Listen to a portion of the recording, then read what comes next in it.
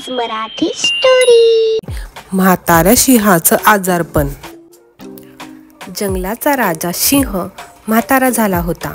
म्हातारपणामुळे अंगात पुरेसं बळ उरलं नव्हतं। शिकार करायला शक्ती हवी, समोरच्या भक्ष्याचा फडसा पाडायचा पंजात जोर हवा। म्हाताऱ्या सिंहापुढं खाण्यापिण्याचा प्रश्न निर्माण झाला। त्यातून त्याला एक युक्ती सुचली। त्यानं सगळीकडे बातमी पसरवली, सिंह आजारी पडला। जंगलाचा राजा आजारी पडल्याची वार्ता जंगलभर पसरली। आजारी राजाला भेटायसाठी प्रजेनं यावं, त्याला सहानुभूती दाखवावी आणि सिंह गुहेत बसून प्रजाची वाट पाहू लागला। जंगलातल्या प्राण्यांनी बातमी ऐकली। एक एक जण येऊ लागला। राजाच्या प्रकृतीत सुधारणा व्हावी म्हणून प्रार्थना करू लागले, शुभेच्छा देऊ लागले। आलेल्या एकेका प्रजाजनाचा सिंह शिताफीने फडसा पाडू लागला।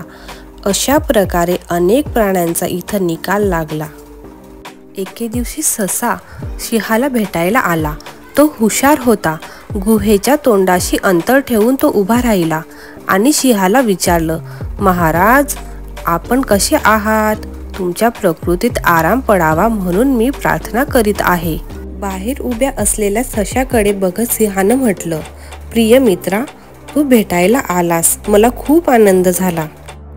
आता माझ्या प्रकृतीत थोडी सुधारणा होत आहे, पण मित्रा, तू परक्या माणसासारखा असा दूर उभा का?